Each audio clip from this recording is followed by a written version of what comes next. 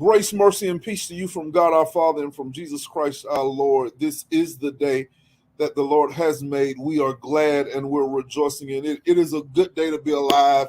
It is a good day to be in Formation Saturday with each and every one of you doing what the scriptures has taught us to do. And it said that we should study, that Christ should be formed in us, that we should be seeking spiritual maturity, spiritual depth. And so I'm grateful for this opportunity for us to gather together as a family of faith, to go after that deeper forming and shaping of our spiritual lives. And I'm grateful for you taking the time on this Saturday morning uh, for that kind of mentorship, for that kind of impartation. You, you know, I started Formation Saturdays with the intention of mentoring and shaping leaders, uh, having conversations to kind of pour my heart into our leaders, and I'm grateful for what it has become. You know, it has become a platform for us to have conversations around real issues that impact and influence our lives, and so I'm grateful for what Formation Saturday has become and is becoming. So if you're joining me today, go ahead, greet me in the comments. Let me know that you're with us on this Saturday morning. I'm excited about what I have to share with you. I'll be by myself today. I won't be having a conversation. I'll be I'll be talking directly to you and sharing some things that are on my heart. Okay. So if you would let me know that you're joining me in the comments. Let me know that you're joining me in the comments. And while you're greeting me, go ahead and hit that share button. Let somebody know that we're in the virtual space, that we're getting ready to share some truth that will touch and transform their lives, that will help them, uh, especially for this particular conversation, to see and to understand gratitude in a greater way. That's kind of what we're going to spend our time around, this whole concept of gratitude. All right. Uh, Engage me in the comments as we're going through today's lesson, and make sure you hit that heart button. Make sure you hit that like button. And if you have not done so already, go ahead, hit subscribe, like, follow our church Facebook page, our church YouTube channel, our church website, greaterbeulah.church. Okay. If you are enjoying 31 days of gratitude this year's season of consecration, go ahead, put a one in the chat. Put a one in the chat. Go ahead, put a one in the chat. If this year's season of consecration, 31 days of gratitude, is being a blessing to your life, go ahead, let me know that in the comments. I'm very interested. Yeah, I am being tremendously impacted by this season of consecration, this time in gratitude, and I'll talk about it some more as we get into the meat of what we want to discuss. It's really being a blessing.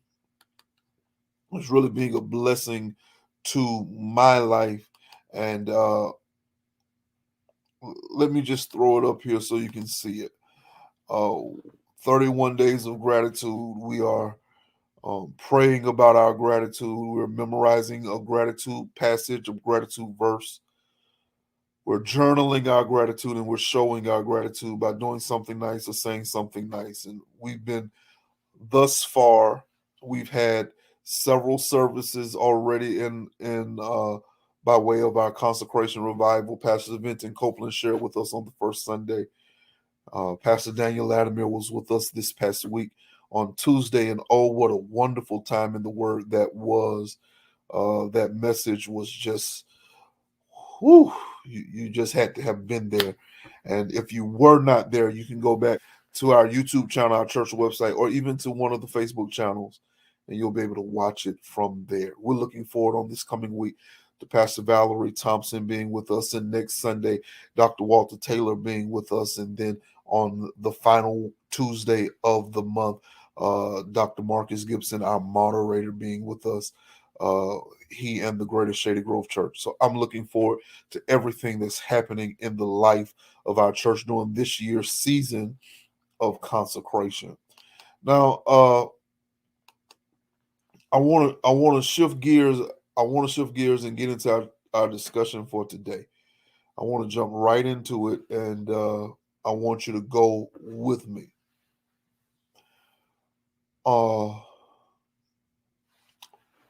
One of the rhythms of my life,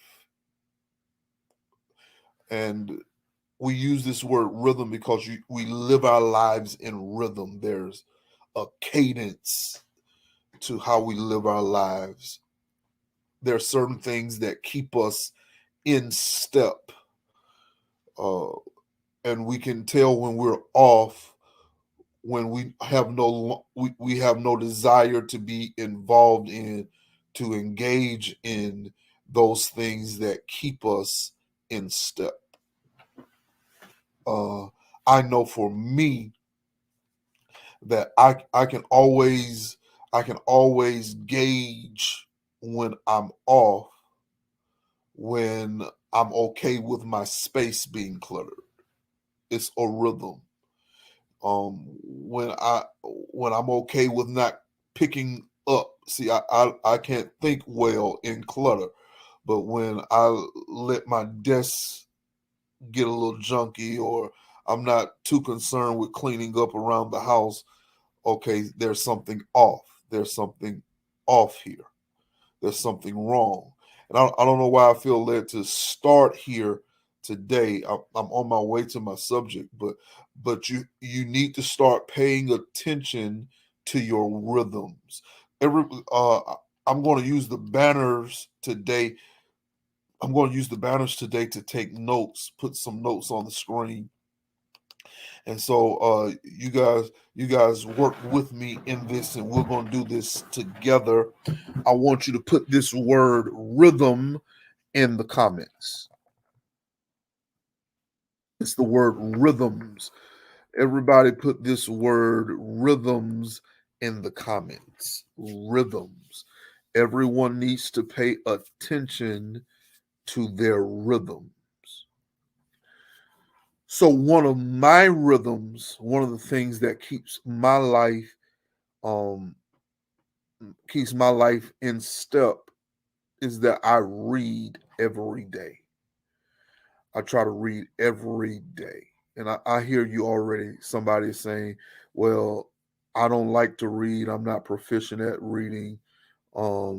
Reading wasn't a good part of my educational journey. It wasn't one of the highlights of my educational journey. Well, that's fine. That's fine. It doesn't matter how much you read.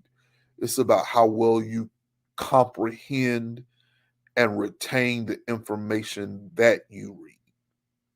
So you don't have to be you don't have to be a level 5 reader. No, you can be a level 2 or a level 3 reader, but because you comprehend what you read, because you retain what you read, that's what matters. And so, where for me, I used to try to read a book a week. I've slowed down from trying to read a book a week, and now I'm reading for depth. I'm engaging in conversation with the author because I'm trying to discover what's going to impact my life, what's going to take me to the next level. And I've had this experience more than once where I've read an entire book and has been and have felt like, Lord, why am I reading this book? And then I get to the very last paragraph of the very last page, and I've read 100 and something pages of a book just for the final paragraph. And the whole reason why I was reading the book was to get to that last paragraph. Okay. So All of that to say this: for the season of consecration this year, my book of choice, the book that I've been reading, is this book entitled The Gratitude Project. It's called The Gratitude Project. It's a series of articles. I want to say maybe 25 articles by different authors who have done research in the area of gratitude. Research in the area of gratitude, and they've come back with their findings about how the science of thankfulness can rewire our brains for resilience, optimism, and the greater good. Now, this project was done in 2020. The project was done in 2020.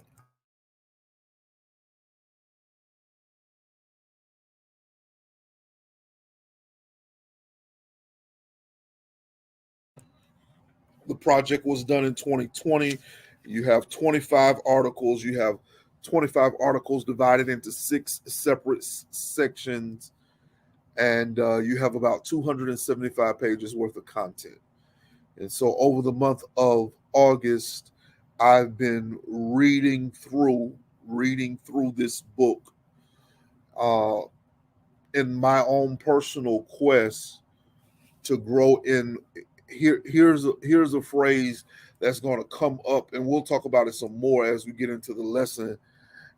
As I'm trying to learn more about my gratitude practice, everybody, if you would, let's put that in the comments. My gratitude practice, a gratitude practice, and I'll explain to you some more of what that means as we go along. So what I want to do today, I want to think through in conversation with you. I want to think through number one, what gratitude is. I want us to think through what it is. Number two, I want us to think through its impact on our lives. And number three, I want to give us some practical ways that we can cultivate gratitude um, in our personal experience. And I think that will give us a broad range for conversation. It'll take us through our time together today. And again, if you are interested, you should really pick up the book yourself. I purchased mine. I did the the Kindle version, the ebook. I bought mine from Amazon, and I'm sure you can get it from Books a Million or Barnes and Nobles or wherever you buy your book. I'm even sure if you're a thrift store shopper that you can find this in one of the thrift store bookstores. So that's online. I'm not sure if you'll be able to find it in a thrift store locally, but definitely on one of the uh, thrift bookstores online. This is still a rather new book. It was just published in 2020, so uh, the research is still pretty new. So let's jump right in. Let's take this deep dive into the subject of gratitude. Now, the first thing that we want to point out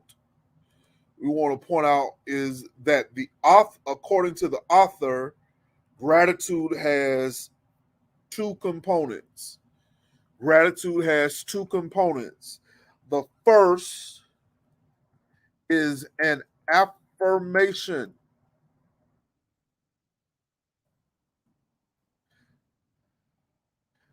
An affirmation. The first component of gratitude is an affirmation. I want you to put that word affirmation in the comments. It is an affirmation that there are good things in the world, things for which or from which we've benefited. So if we're going to practice gratitude, we begin with this affirmation that there is some good in the world, that the world is not all bad, that there are some good things in the world. That's part A of one. Part B of one is that we have benefited from the good in the world. Matter of fact, let's do an exercise that we do every Sunday morning. Why don't you put one something good that has happened to you today in the comments? Go ahead, do that for me. Come on, come on. Put that one something good that has happened to you today in the comments. On Sunday morning, I'll say, tell someone something good the Lord has done for you this week. There is something good. And though things are not perfect, though everything doesn't go our way, though there are some things happening that we may not be too fond of, at the end of the day, we must affirm that there is some good in the world.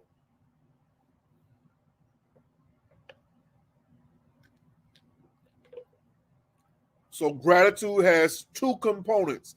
The first is an affirmation. The second is a recognition.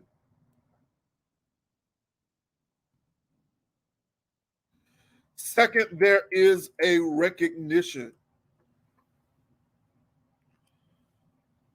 So not only do I acknowledge that there is good in the world, but I have to recognize where that good came from.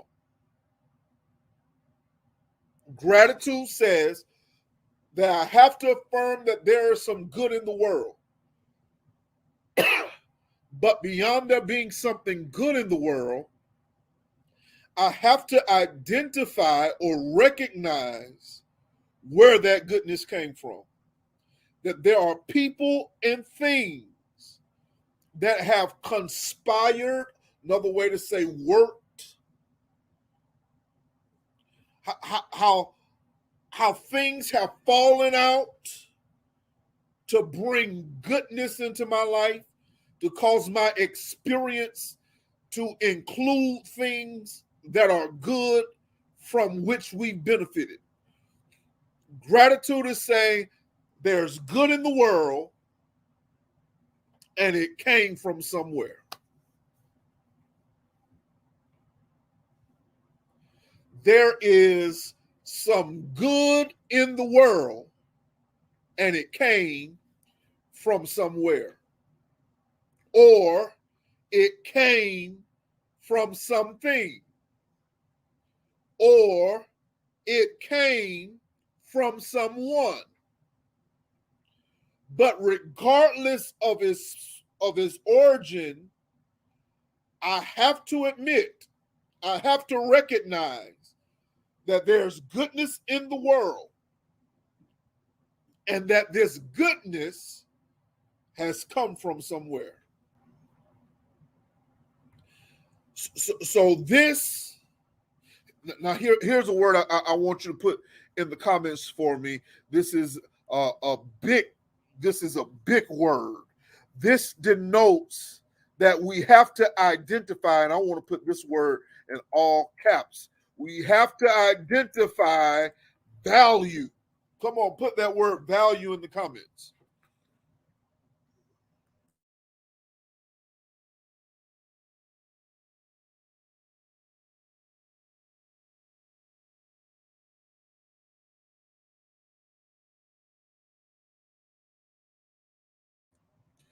Come on, put that word value in the comments. I don't know where this congestion came from. It just started since I've been teaching. You have to identify the value of a thing. Why? Because you can experience the full benefit of a thing until you recognize its value. You won't be able to benefit from the fullness of a thing until you know what it's worth. So if I'm going to practice gratitude, it begins with me identifying the worth of a thing so that I can maximize the benefit that I receive from a thing. Here's a prime example. A prime example. I bought the First Lady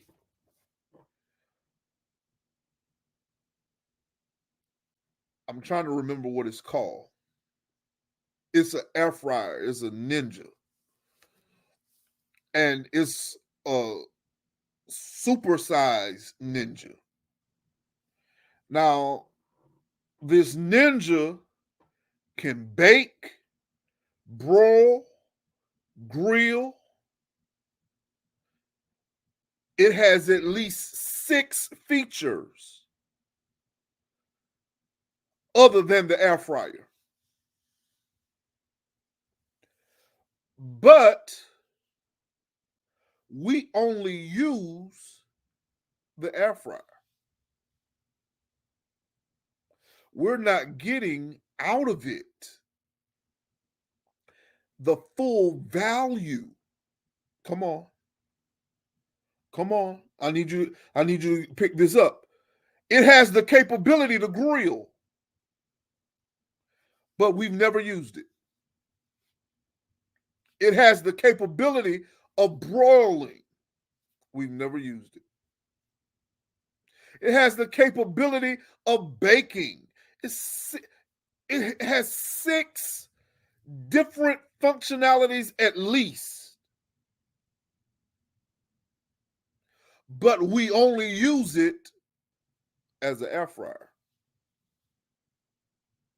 Now, how much or how many other things in your life has other capabilities, other functionalities that could benefit your life? But because you never assess the value of that thing, you're only getting one dimension of value from it when it can possibly provide multiple facets of value to your life. You never identified the full value. Is another example. You go buy a car and the car has so many more capabilities than you are aware of because you don't know the full value of what you possess. You cannot experience the full benefit of a thing until you have adequately assessed and recognized its value. Now, I'm finna say something that's pretty big here as far as I'm concerned. It is so much more easier to take a thing for granted when you don't know what it's worth.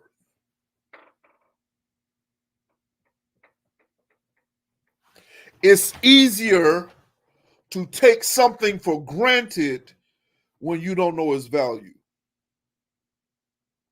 I was preaching not long ago. I was preaching away. I was on the road and I was in a smaller town and someone said to me that they did not appreciate the preaching that I done because the people in that community had never been exposed to true preaching. And so they could take what they were receiving for granted because they never really put value on it. It became common to them. It was just another preacher. Or you can take the person in your life for granted because you don't realize the value. Come on. Because you've not recognized the value of that thing. So now it's easier for you to take for granted. I was listening to Pastor Ralph West talk about his childhood church and how they never broadcasted their educational prowess. And so he's going to church with PhDs and other scholastically astute people from the academic world who were professors and who were high ranking educational figures, and he never knew it because they didn't talk about it. And so he could never really benefit from who he was around. That was the point he was getting to. And the point I'm trying to make to you, he could never benefit from who he was around because the value had never been established. What are you missing? What are you taking for granted because you've not established and recognized and come into understanding of that thing's value?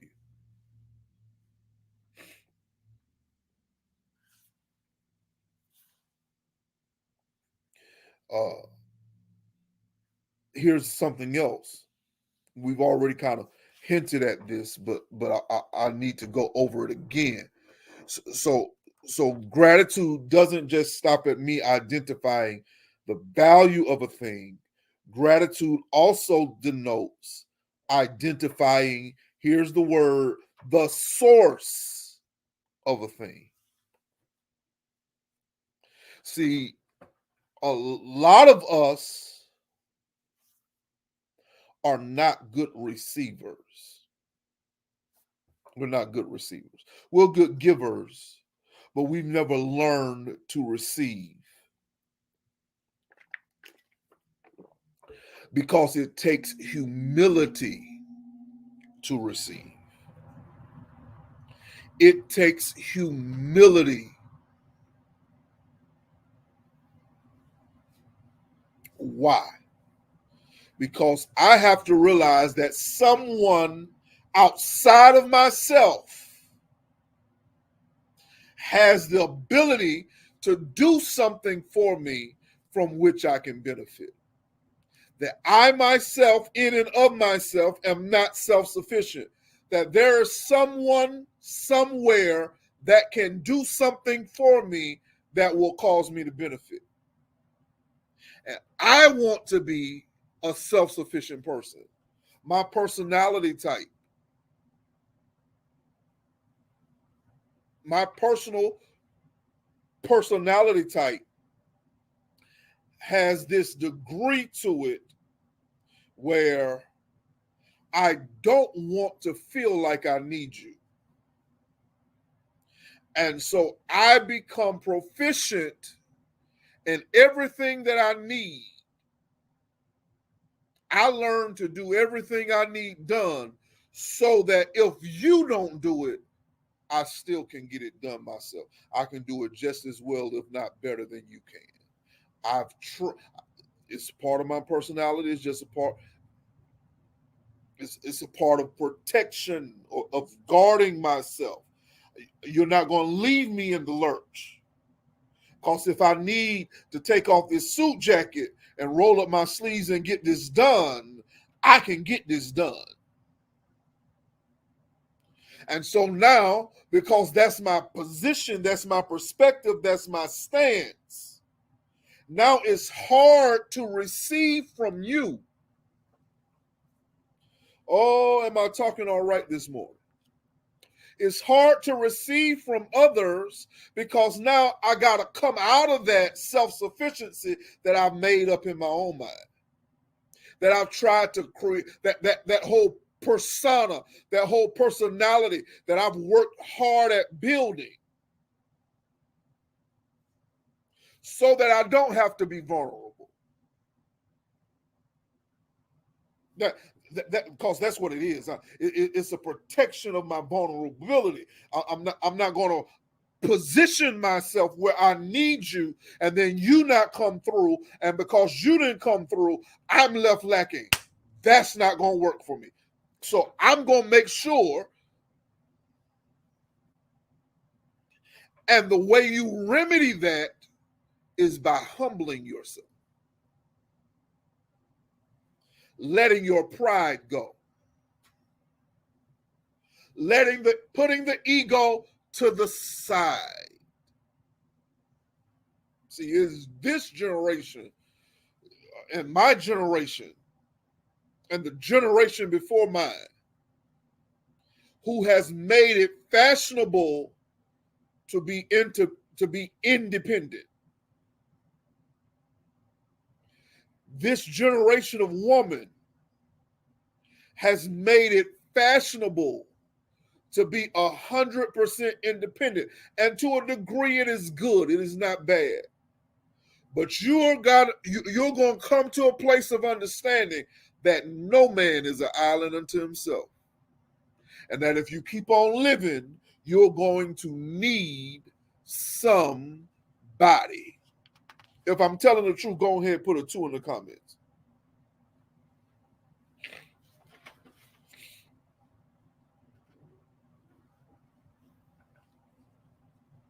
You're going to need somebody. Sooner or later, one way or another, the circumstance is going to present itself where you are going to need somebody. And so now I have to humble myself so that I can receive. Giving strokes my ego. Oh, I'm in something now. Being able to do something that benefits you strokes my ego, works for my pride. Because now I can say, when she was down to nothing, I was able. Or when he had his back against the wall, I was able to make a phone call and his circumstance changed. That strokes my ego. But when I turn the table and it's my back up against the wall, I got to throw that pride and that ego out of the window. And I got to bring myself down enough to receive from somebody. I'm not talking about taking and using. I'm talking about fair exchange. It requires humility. It requires a change in perspective. It requires a change in perspective.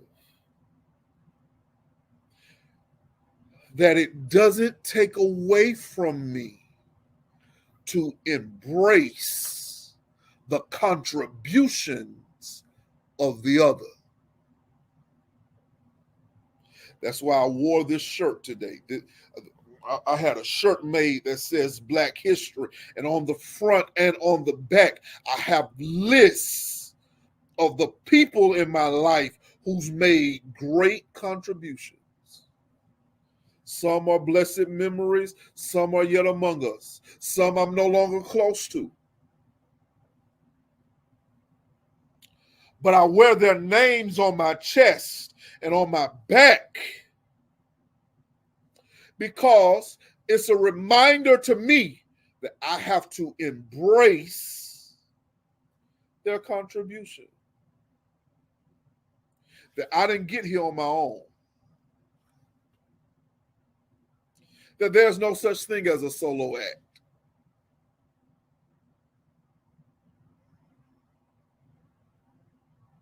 And I know what I'm saying to you is difficult to digest because we have what is called a self-serving bias. It's called a self-serving bias. What is a self-serving bias?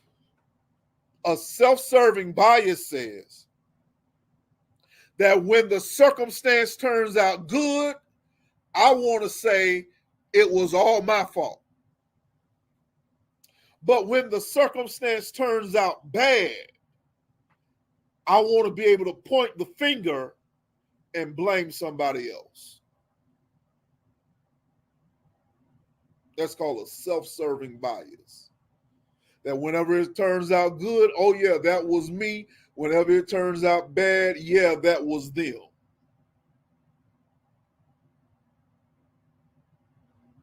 And most of the time, that comes from a need to feel in control of our environment, of our circumstance, of our situation.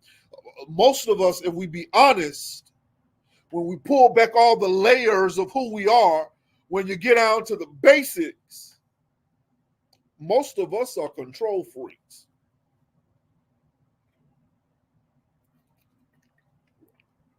And that's why you can't get along with nobody, because you can't control them. And that's why when people start doing things you don't like, you push them away. You have no loyalty to relationship because you can't be in control. Lord, I'm talking good.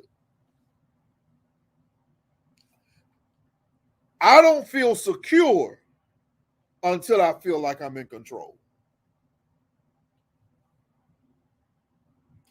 I don't feel safe until I feel like I'm in control.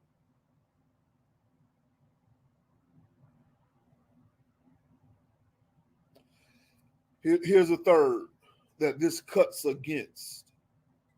This cuts against self-serving bias. This cuts against the need to control one's environment. This cuts against you get what you deserve type of mentality. That everything that good that happened is because I deserved it.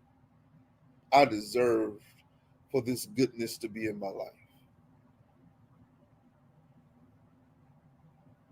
Not necessarily. Not necessarily. Because if I tell the truth, a lot of the good that happened in my life, I simply did not deserve. And so I've had to come to this understanding that good happens in my life happens. Oh, if you get this, this will change how you see yourself. The good that happened in my life happened because someone saw value in me. They looked at me and saw something in me. These men on this shirt here. There's one woman on here, my auntie Texas.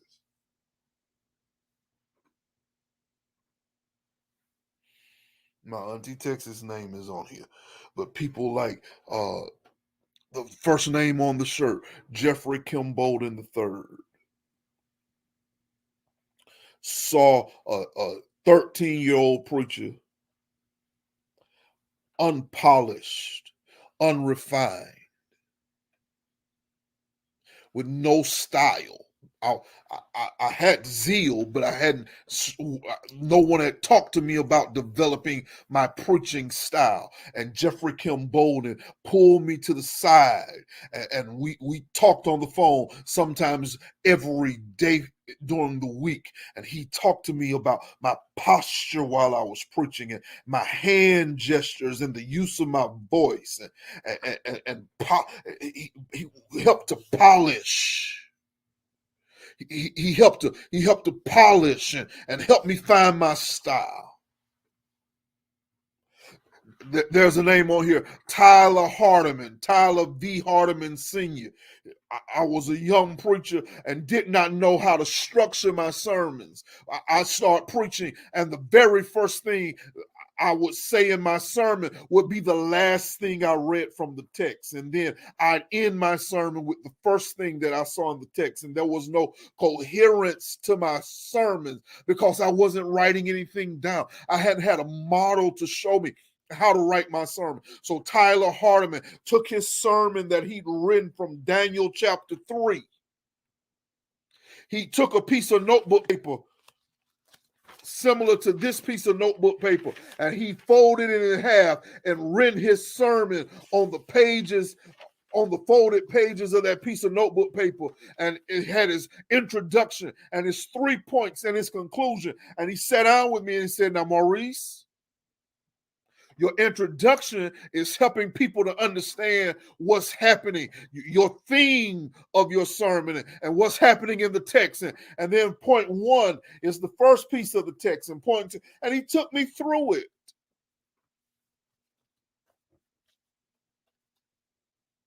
Robert Likely's name is on here. Dempsey Daniels' name is on here. Joseph Abbott. These men saw something in me. And because they saw something in me, even though I hadn't done anything to deserve their interest, I hadn't done anything for Joe Abbott to pay me any attention.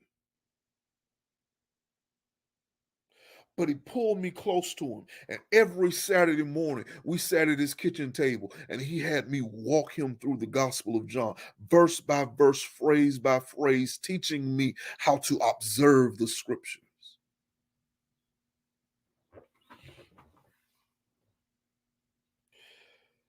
I'm trying to get you to see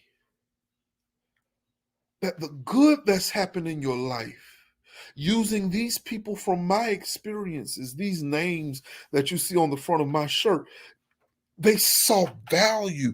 People, when someone sees value in you, it doesn't matter what you've done. And sometimes they're going to do what they do in spite of what you've done.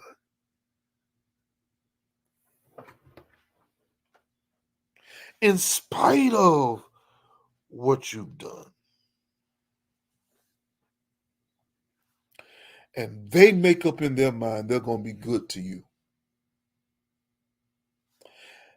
And they take what they saw in you and they raise it up. They add value to it. I could talk about this shirt all day long because these men in my auntie Texas, they looked at me. Thank you, Jesus.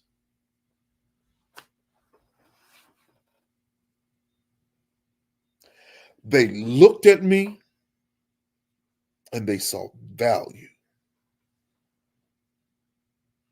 And they made a decision that sometimes, in spite of me, they do good to me.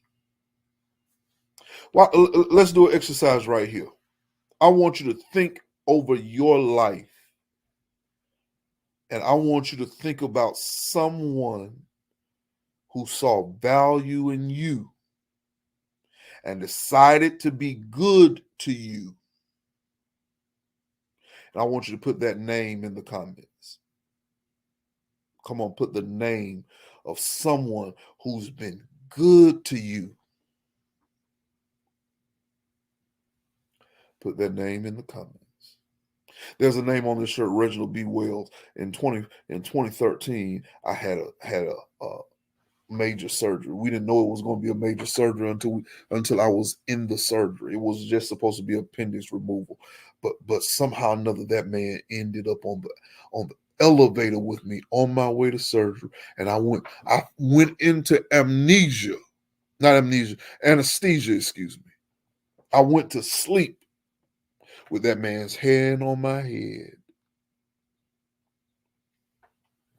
praying for me. And while I lay in the hospital, that man brought me the Lord's Supper, and he laid his hands on me, and he prayed for me. And the day my mama died, he set me in a chair in the Holiness Temple Church of Christ in prayer. 1604 Lawrence Street in Selma, Alabama. And he had that church pray for me.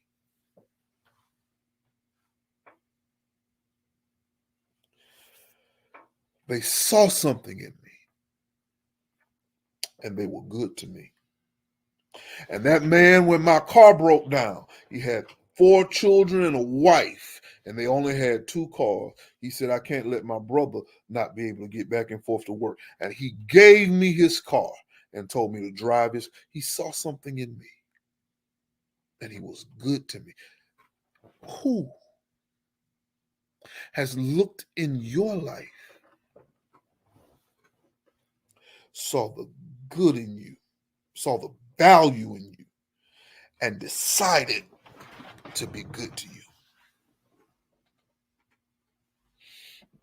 Now, we're almost at an hour already. I'm not even halfway through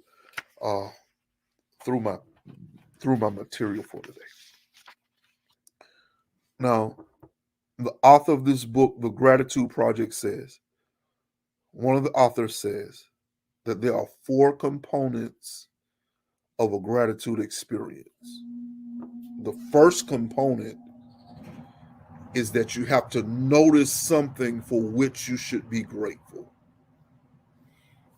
You gotta notice something for which you should be grateful. And then the second step, then you got to think about what was said.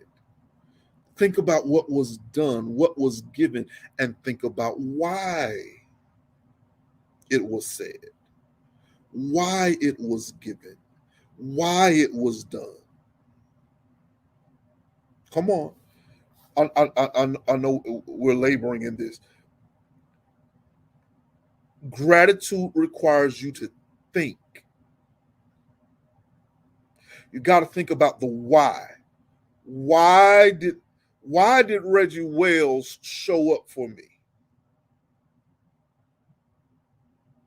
Why did Robert Likely pull me under his wing?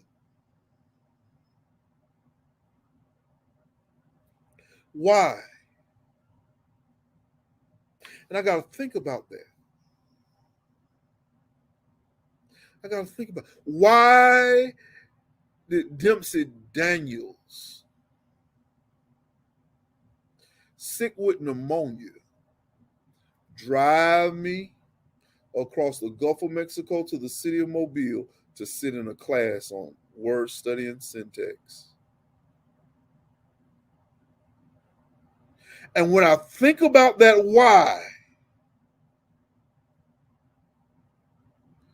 I got to think about how that makes me feel. That man thought enough of me, sick as he could be.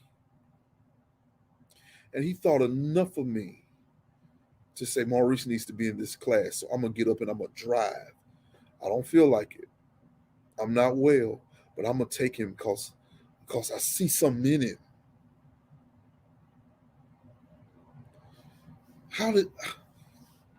I can't put into words. I got chill bumps all over my body right now. Just thinking about how these people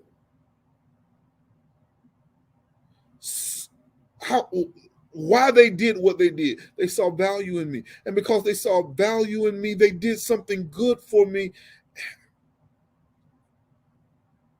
And so now, with this whole idea of how I feel, how what they did and why they did it makes me feel, my response is to express my appreciation. I have to express some appreciation. I'll never be able, as long as I live, to demonstrate the gratitude I have for my father. Holman Mickles is the best man in the world for how he loved my mama and took care of my mama all the way up to the very end. I'll never be able to show him how much I appreciate him. Never. I'll never be able to show GB how much I appreciate GB for being the church that restored my joy, that restored my passion for pastoral ministry.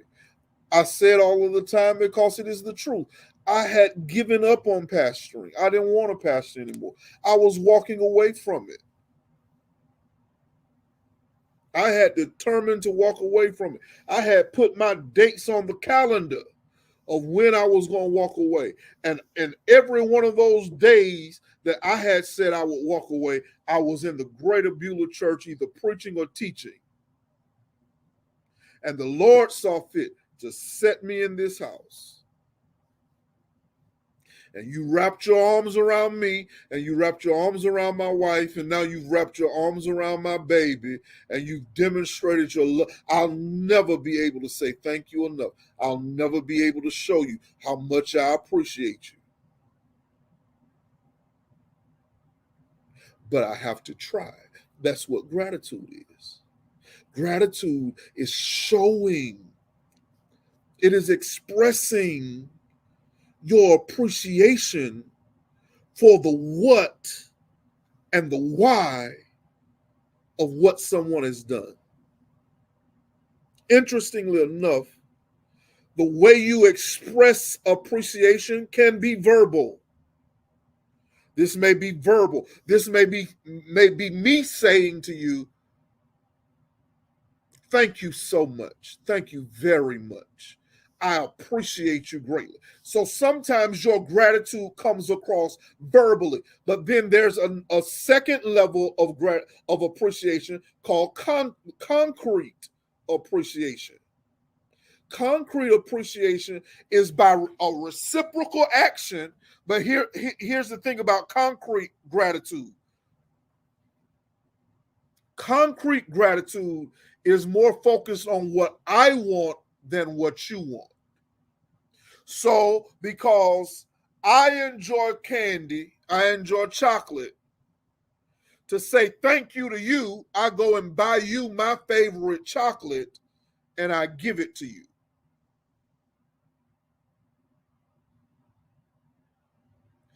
But then there's another level of gratitude called connective gratitude or connective appreciation, where my reciprocation is not me giving you something that I would want, but rather I've sat down and thought about what you want.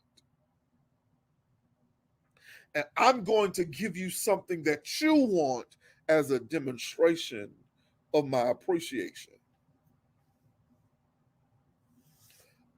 Connective, this third level of gratitude, connective appreciation is a foundational building block for relationships, because it says that I have to be aware of the person who saw something in me and has added value to my life and has been good to me. Now I have to see, how can I turn around and show them my appreciation by doing something good for them, by adding value to them, by demonstrating appreciation to them.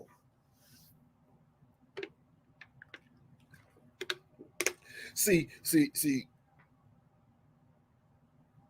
Concrete appreciation, concrete gratitude is loving you the way I want to be loved.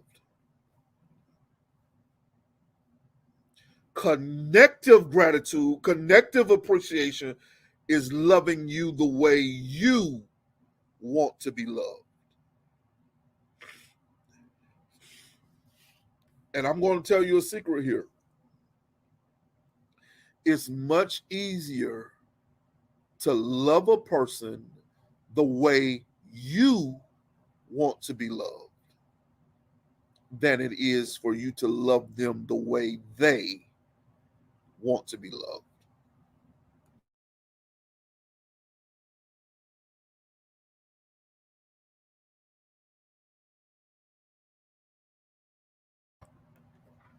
Understand, there are 5 languages of appreciation. These 5 languages of appreciation actually happen to be written by the same author of the 5 love languages. And guess what? They are the 5 love languages. So, what are the 5 love languages? Number one, they're words of appreciation or words of affirmation. 2, they're acts of service. 3, you have quality time. 4, you have receiving gifts. 5, you have physical touch. Acts of service, physical touch, quality time, receiving gifts, words of affirmation.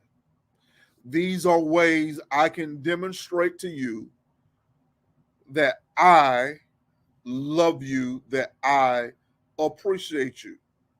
Now, you have your order of importance, because I don't believe that we have one love language. I believe that we have all 5, just they are in an order of importance. I prefer this more than I prefer the other, even though I do enjoy all 5. I enjoy all 5, but I prefer this, and in pecking order from this to this to this to this to this down the line in order of preference. That's how I see this whole idea of the 5 love languages. And so for me, my number one love language, my number one language of appreciation is acts of service. I feel loved the most when you perform acts of service. So, if that's the way I feel loved, concrete gratitude says that if I want to show you my appreciation or that I love you, I'm going to do for you what I want done for me, which is acts of service. The first lady's dominant love language is physical touch. It is physical touch, which is to say that if I want to show the first lady appreciation, if I want to show the first lady love, I shouldn't go to her for connective gratitude and appreciation.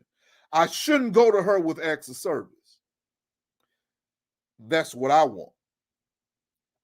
I should go to her with physical touch because that's what she wants. And vice versa, if she wants to show me appreciation, if she wants to show me that she loves me, she shouldn't come to me with physical touch. Why? Because that's what she wants. Rather, she should come to me with acts of service because that is what I want. And if we're going to build this relationship, If we're going to build this relationship, I can't build it giving you what I want and then being mad at you because you never gave me what I want. Because you were always giving me what you want.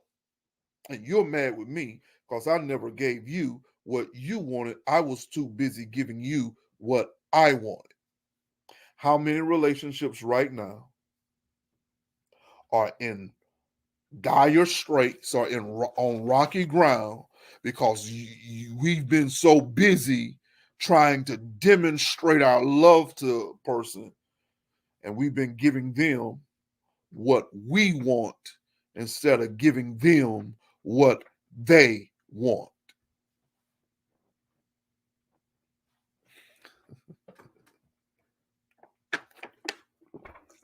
I got a little more. I got a little more.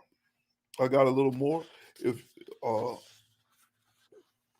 got a little more, let me press my way through this, okay? Y'all hang in here with me, and I'll stop shortly.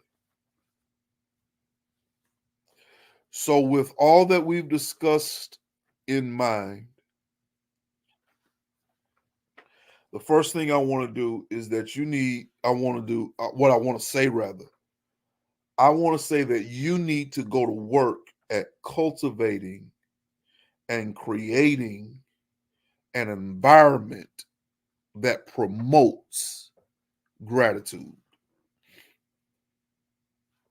There are some atmospheres where it is not conducive for you to say thank you.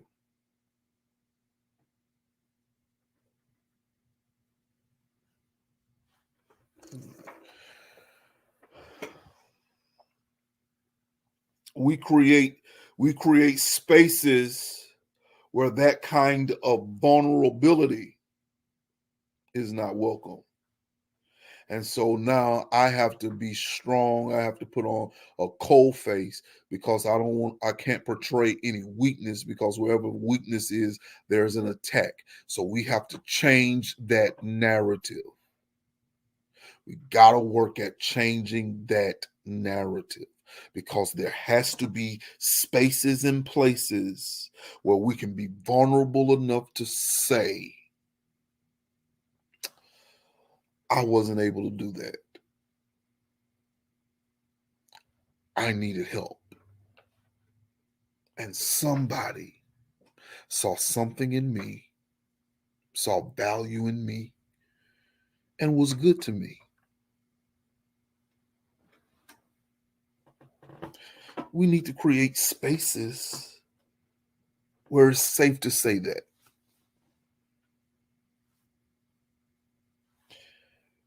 Where we won't feel indebted when we say that.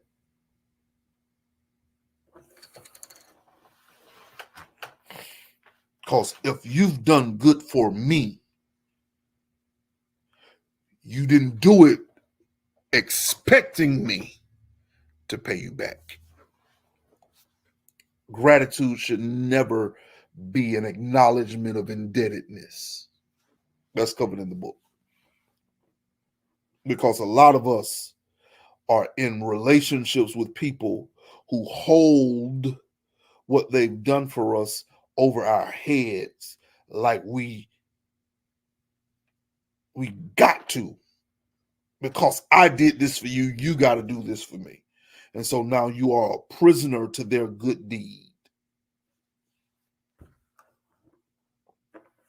which in my estimation cancels out the goodness of that deed because now you're holding me hostage to your goodness, hostage to your good act, which now takes us back to these four pieces of this whole process of gratitude, where we have to contemplate, why did they do it?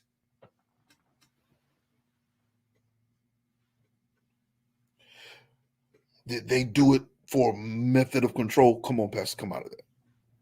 Did they do that for a method of control? Because some people do good things for you as a way to hold you in their control.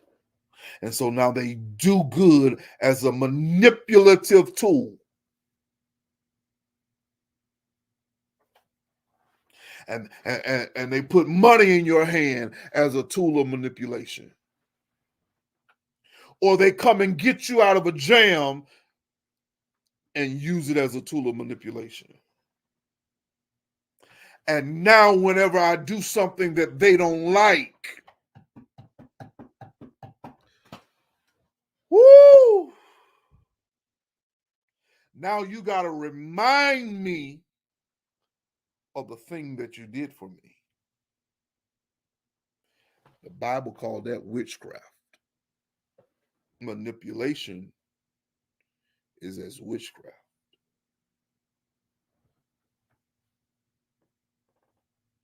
And if it's witchcraft, it is not of God.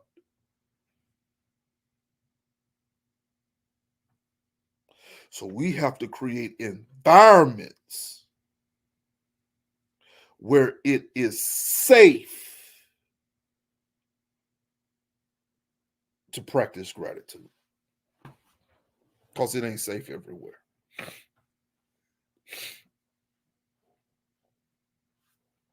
Second thing I want to say, I'm not going to get to all of this.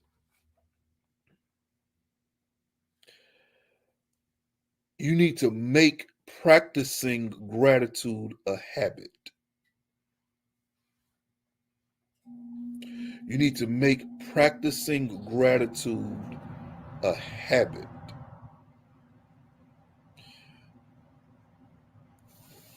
I don't have time to deal with this like I need to. But I'm going to throw it out there anyway. Practicing gratitude unshackles you from toxic emotions.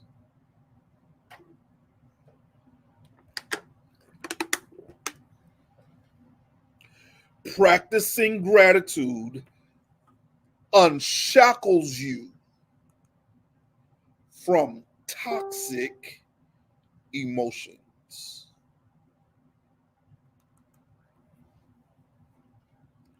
Which is to say that life is not perfect. Bad things do happen. But when I practice gratitude, it helps me to reframe how I see what happened. So gratitude causes me to look at the negative situation of my life, the negative circumstance of my life, and ask this question: is there anything good to be found in this situation?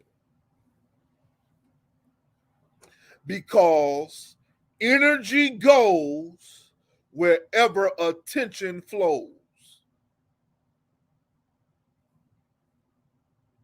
I'm going to say that again. Energy goes wherever attention flows.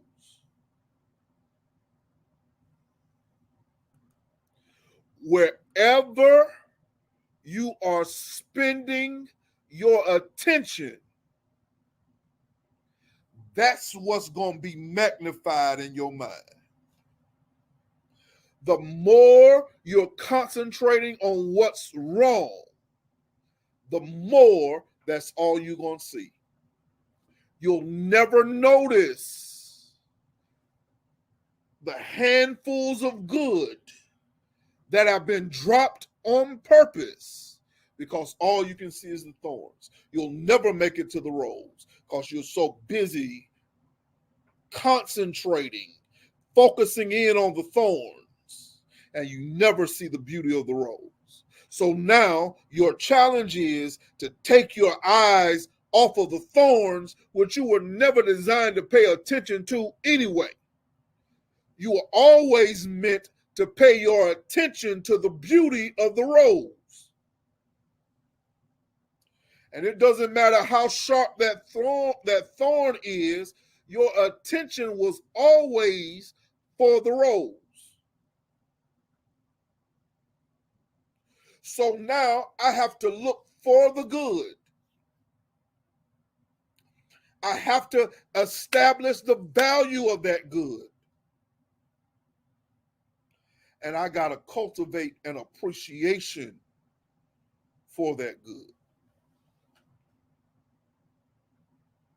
It don't matter how bad the circumstance is. If you look hard enough, if you look long enough, you can find some good. We've not based much of what we've talked about today in scripture, but I think a scripture applies right here. The psalmist says, "It was good for me that I was afflicted, so that I may learn your statutes. I would not have learned the ways of God had I not been afflicted."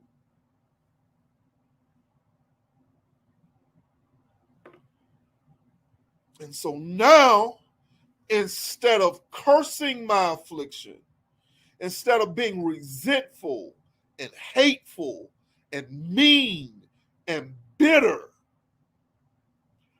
I look at what I went through with new eyes and I'm grateful. Now, gratitude has broken off of me the handcuffs of the toxic emotion because I've reframed how I see what happened. I've changed my mind. I sat there and I thought about that thing. I sat there and I pondered that thing. I pondered the why. I pondered the what. I pondered the how. And I came away with a new answer.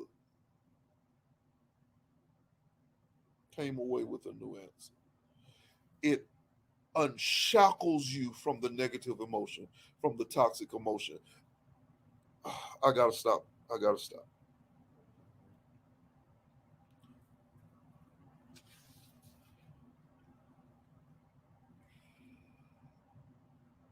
Here's where I'm gonna stop.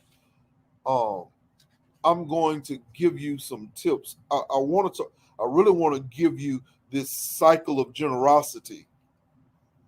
Let me see if I can do it. If I can cut across the field and do the cycle of generosity in about 2 minutes and spend my last 5 minutes on these tips for cultivating gratitude, we'll wrap it up. We'll wrap it up. We'll have done an hour and a half. So the cycle of generosity. See, gratitude inspires generosity because you've received goodness. You want to release goodness because people have been good to you. You want to be good to others. It is a way of paying. Instead of paying it back, you pay it forward. This became big at one of my favorite places, and I thank members of our church who make sure I always have gift cards to Starbucks because Starbucks is my favorite is one of my I can do Starbucks every day.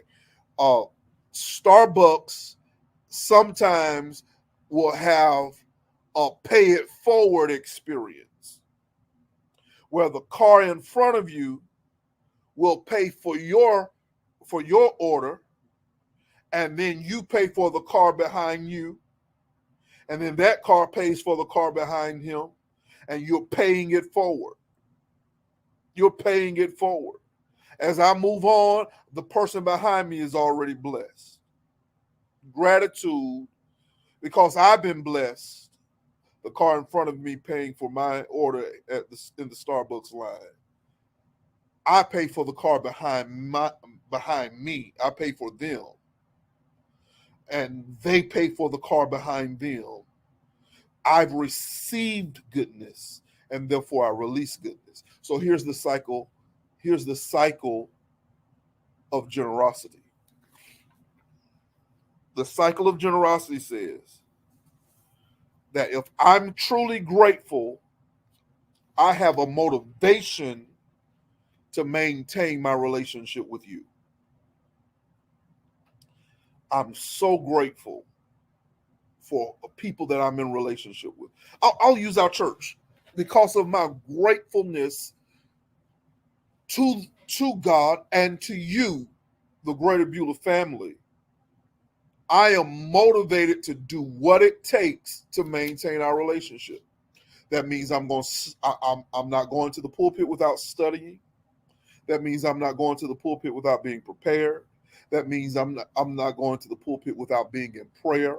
That means that I'm going to make sure I handle the business. That's going to make sure that I'm going to stay on top of our leaders to make sure I'm motivated to do these things that maintain our relationship.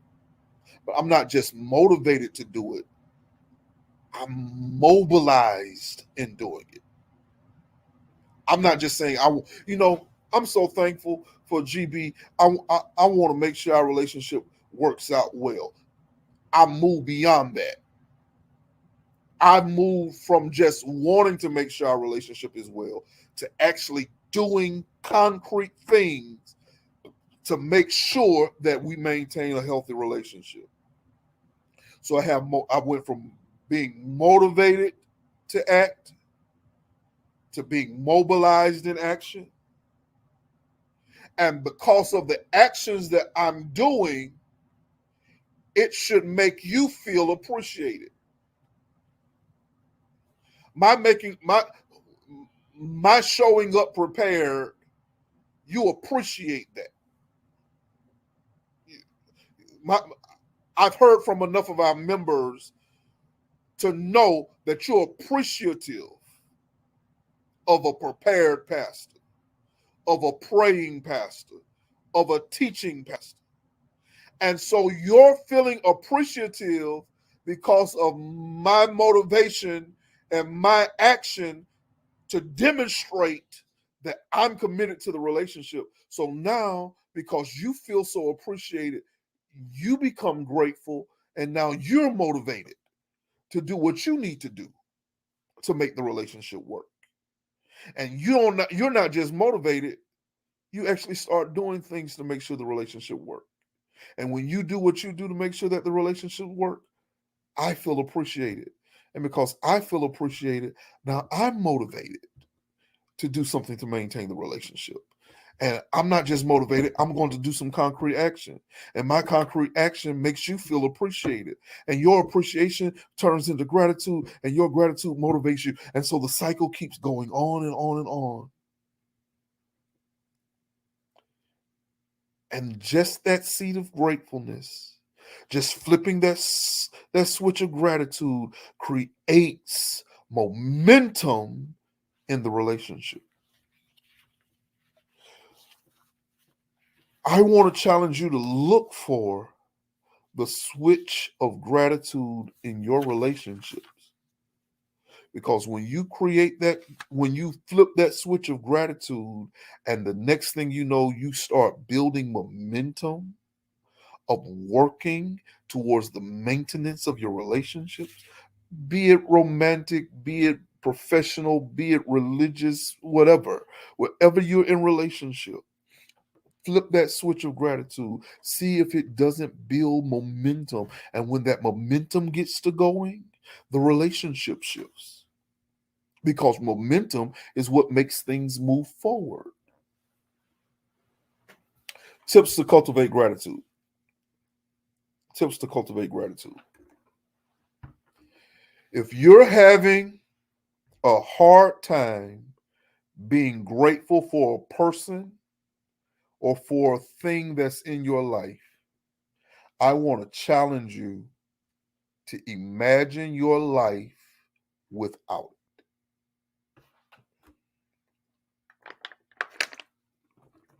If you're taking that person for granted, take some time and imagine what your life would be without it. Be it a person, be it a thing. Imagine what your life would be like without your spouse. Imagine what your life would be like without your job. Imagine what your life would be like without your children. Imagine what your life would be like without your church family. And when you've come up with what life would be like without them, it should stir in you some gratitude for them. That's one. The second thing, slow down, savor the moments. Slow down and savor the moments. This came to me. Um, as you all know, I'm on a journey. I'm trying to work on my health, and part of that, I've enlisted some coaches, fitness coaching, nutrition coaching, etc. And one of the things that the nutrition coach said to me, he said, "You eat too fast." He says it's not just you; most people eat too fast. So what I want you to do is take a bite of your food, put your fork down, and don't pick your fork up until after you've swallowed. He said that's going to slow you down so that you can taste the food and savor the food. He says if you slow down, you can actually taste what you're eating. See, some of us, we eat so fast we can't hardly taste. You remember the movie Major Payne, and Major Payne sat down and he ate was at the dinner with the teacher, and he eats so fast, and he's done. And hasn't had the first bite yet. He couldn't taste this food. But if he slowed down, he could taste it, and then he could appreciate it. Maybe you're moving too fast. Maybe you need to slow down, baby. You're moving too fast. You got your head in the future and your feet on the gas. You're about to wreck your future. You're about to wreck your future running from your past. Slow down, baby. Or whatever NERE said. Go search the song. You'll hear it.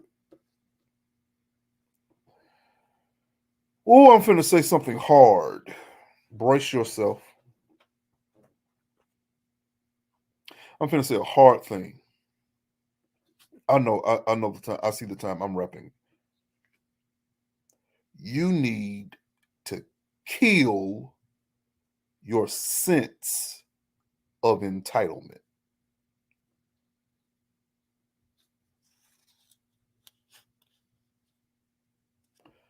Take a deep breath. Let it go. Now hear it again. You need to kill your sense of entitlement. No one owes you anything.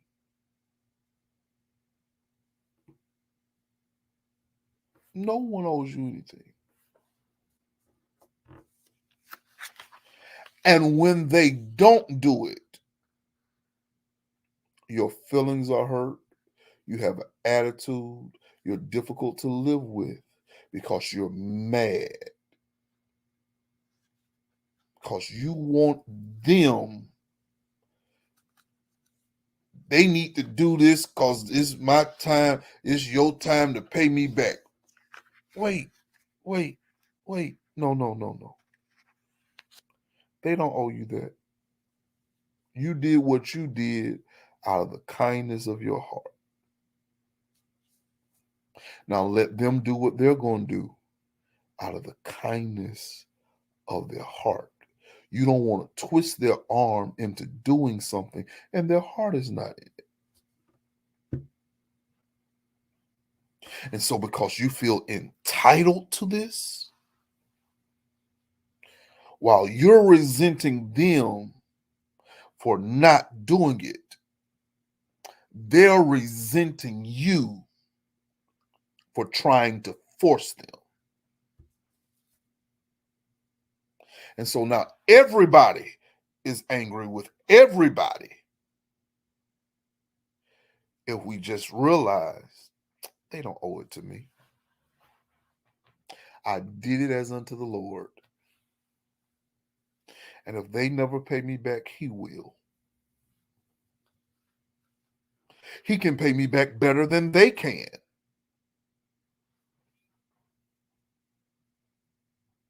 All right. I'm done. I'm over time. Listen, I'm stopping. I'm not out of lesson. I'm just out of time.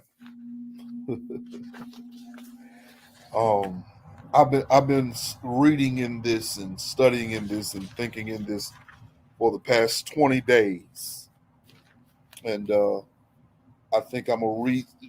I'm not finished yet. I still got a little ways to go over the course of the remainder of the month. So I'm looking forward to reading some more in this book. I'm looking forward to reading some more in this book, The Gratitude Project. All of what we've discussed today has are reflections of what I've studied and gleaned and thought through as I've read through this book, The Gratitude Project. Listen, I love you so much. I love you so much. Let us be mindful. Let us remember that. Let us remember that we're in our 31 days of gratitude. Tomorrow morning, I'll be preaching the final message in our series, How Do I Worship? Psalm 63. Pray that you'll join us in the morning, 8 a.m. It will be a good Sunday to invite someone to come to church with you. Great Sunday to invite someone to come to church with you. Minister Thompson and the music ministry have been working hard so that praise and worship will be great on this coming Sunday. I'm looking forward to that tomorrow. And I want you to make preparations to be with us on Tuesday, August the 23rd at 7 o'clock p.m. Pastor Valerie Thompson, the Revelation Church.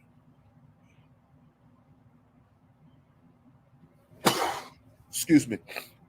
The Revelation Church here in Columbus will be our special guest. Their music ministry is coming. Pastor Thompson will be preaching. I'm looking forward to that time of fellowship. All of the other things going on in the life of our church, I want you to participate in. I pray you were blessed by this today. I'm going to go spend some time with Kendall today. We'll probably go take a ride. Spend some time with someone that you love. Show them that you love them. Tell them that you love them. Uh, Express your gratitude. I pray something was said today that'll be a blessing to you. I love you so much. I love you so much. See you in the morning. Peace.